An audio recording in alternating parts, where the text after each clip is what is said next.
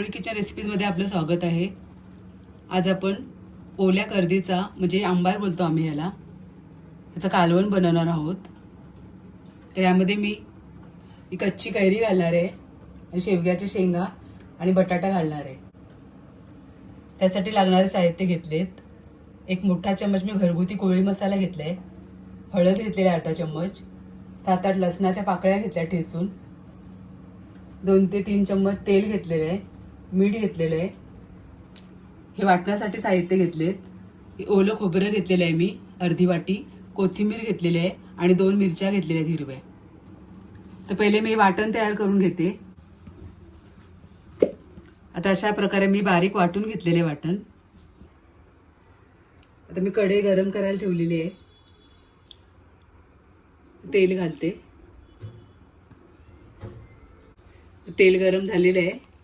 आता आपण लसूणची फोडणी करूया।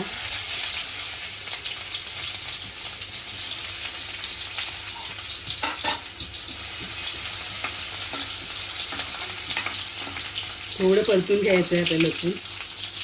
आता यामध्ये हळद घालते, घरगुती कोळी मसाला घालते,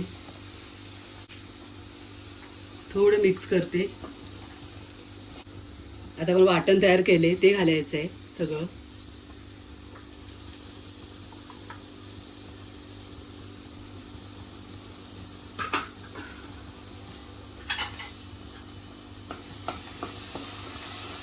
वाटण फक्त मिक्स करून घ्यायचं आहे।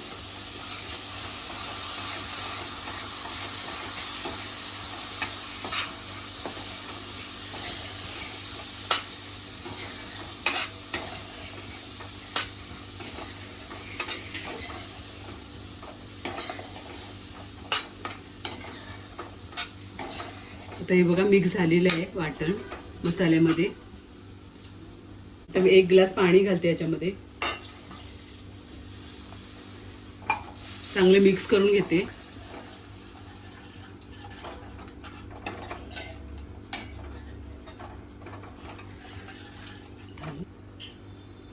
तर अजून मी अर्धा ग्लास पाणी घालते, एकूण 1.5 ग्लास पाणी घातलेलं आहे।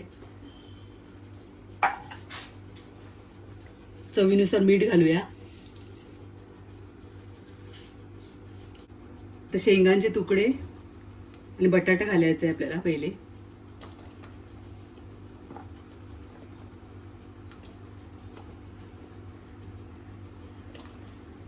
कैरी आणि कर्दी नंतर घालूया। शेंग आणि बटाटा शिजायला टाइम लागते म्हणून पहिले घालून घ्यायचंय आणि हे शिजल्यावर मग आपण कर्दी आणि आंबा घालायचंय।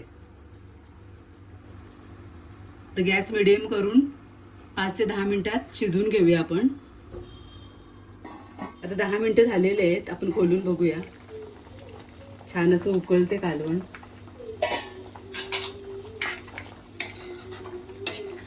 शेंग बटाटा सुद्धा शिजलेला आहे। आता आपण यामध्ये ओली कर्दी टाकूया।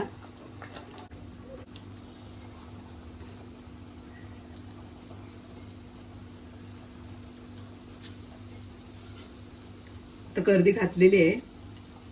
आता आंब्याचा सीझन आहे म्हणून मी आंबा घालते याच्यामध्ये। कैरीचा सीझन आहे म्हणून मी कैरी घालते यामध्ये। तुमच्याकडे नसेल तर तुम्ही कोकम किंवा चिंच घातली तरी चालेल। चांगलं मिक्स करून घ्यायचं।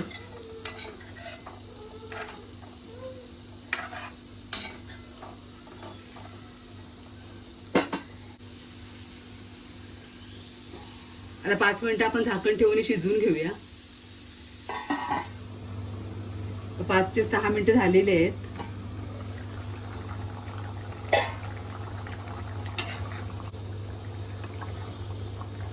आता कर्दी वगैरे शिजलेली आहे बघा आणि कैरी आपण घातलेली आहे ती सुद्धा शिजलेली आहे।